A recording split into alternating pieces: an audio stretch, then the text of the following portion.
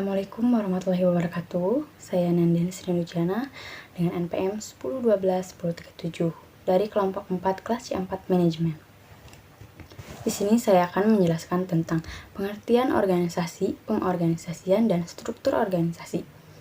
Organisasi yaitu kelompok masyarakat yang sering mencoba untuk mengatur beberapa subjek tertentu, seperti contohnya isu politik.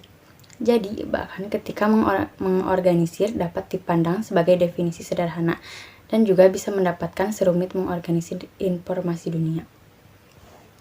Pengertian pengorganisasian atau organizing yaitu tindakan menata ulang elemen berikut satu atau lebih aturan dan juga merupakan suatu cara pengaturan pekerjaan dan pengalokasian pekerjaan di antara para anggota organisasi sehingga tujuan organisasi dapat dicapai secara efisien menurut Stoner 1996.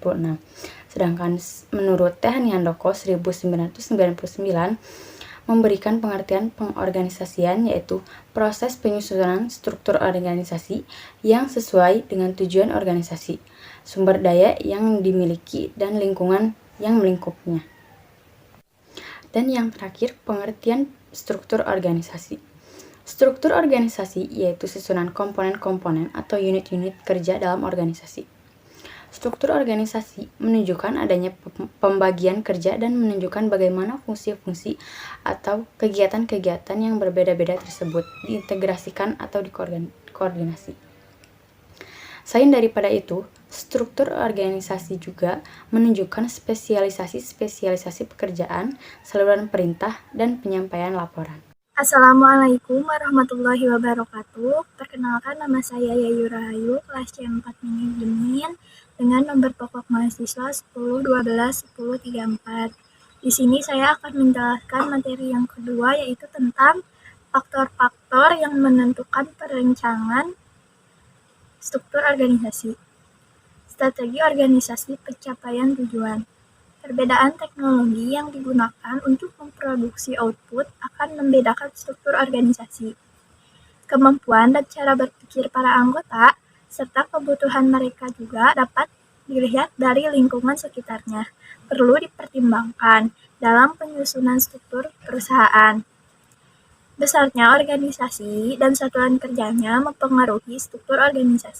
Selanjutnya, ada 4 aspek utama penyusunan struktur organisasi. Yang pertama yaitu departementalisasi, yaitu proses pengelompokan dan penamaan bagian atau kelompok pekerjaan berdasarkan kriteria tertentu.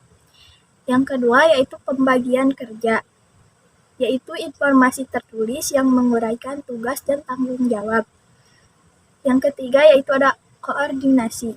Koordinasi yaitu pengintegrasian beberapa bagian ke dalam lubang yang teratur untuk mencapai tujuan pemahaman.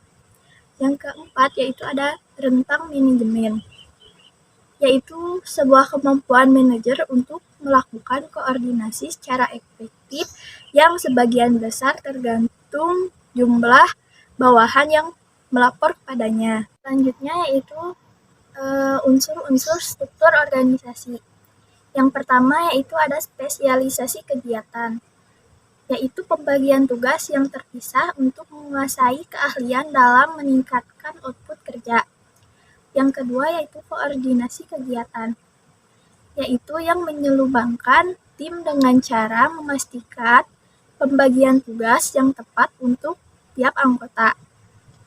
Yang ketiga yaitu standarisasi kegiatan untuk menjaga kualitas produk dan efisien usaha.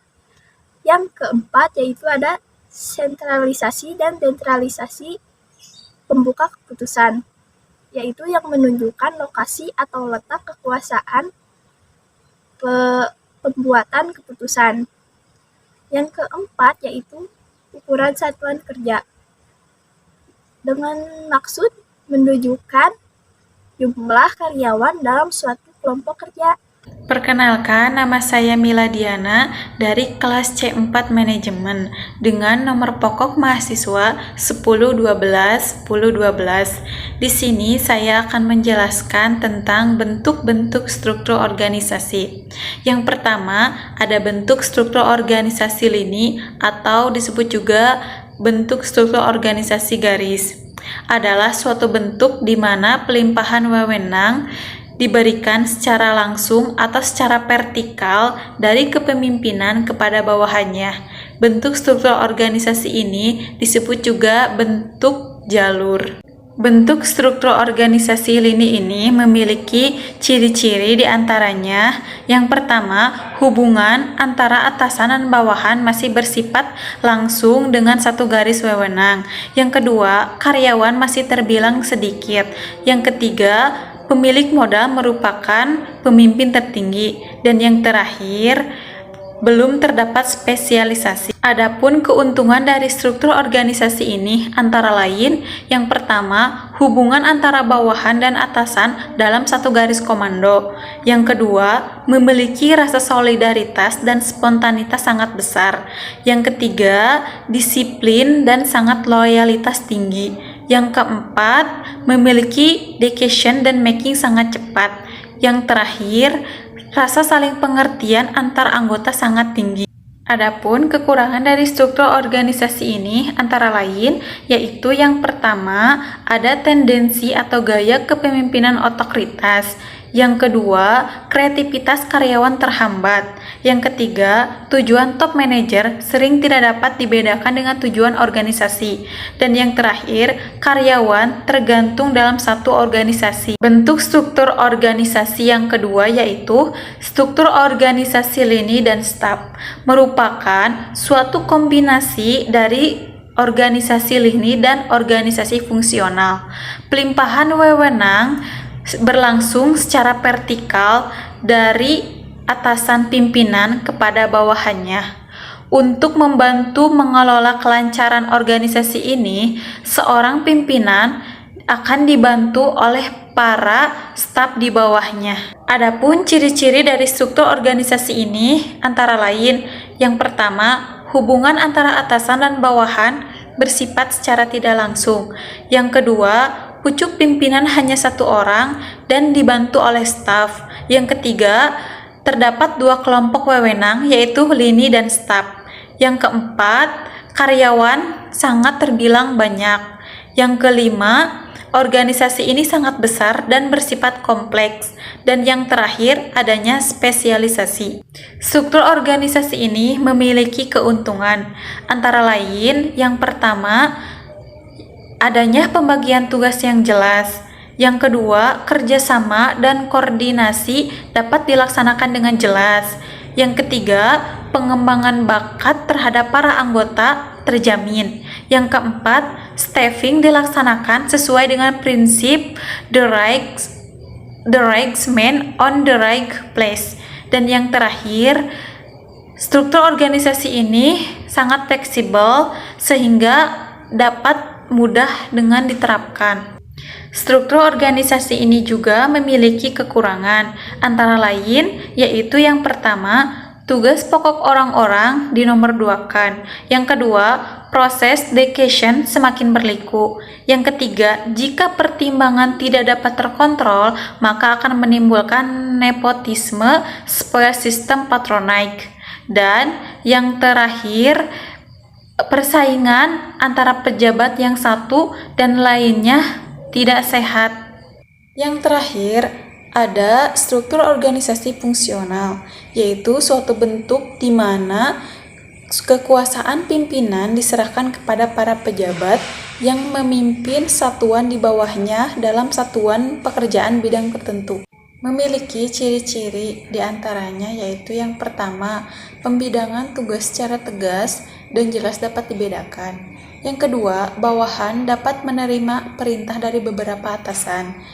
Yang ketiga, pengawasan jauh lebih ketat. Yang keempat, target-target jelas dan pasti. Dan yang terakhir, pekerjaan lebih banyak bersifat teknis. Keuntungan dari struktur organisasi ini juga Antara lain yaitu yang pertama, program lebih terarah, lebih jelas, dan lebih cepat. Yang kedua, pangkat pejabat fungsional lebih cepat. Yang ketiga, adanya pembagian tugas antara kerja fisik dan kerja pikiran. Dan yang terakhir, memiliki rasa solidaritas antar anggota lebih tinggi. Struktur organisasi ini juga memiliki kekurangan. Antara lain, yang pertama, pejabat bingung dalam mengikuti prosedur administrasi. Yang kedua, mengurangi komunikasi dan koordinasi antar fungsi. Dan yang terakhir, inisiatif antar perorangan sangat dibatasi.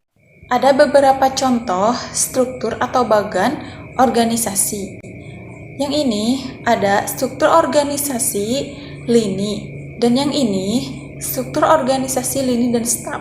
Dan yang terakhir ada struktur organisasi fungsional. Disimpulkan bahwa struktur organisasi adalah tentang bagaimana suatu pekerjaan dapat dibagi, dikelompokkan, dan dikoordinasikan secara formal.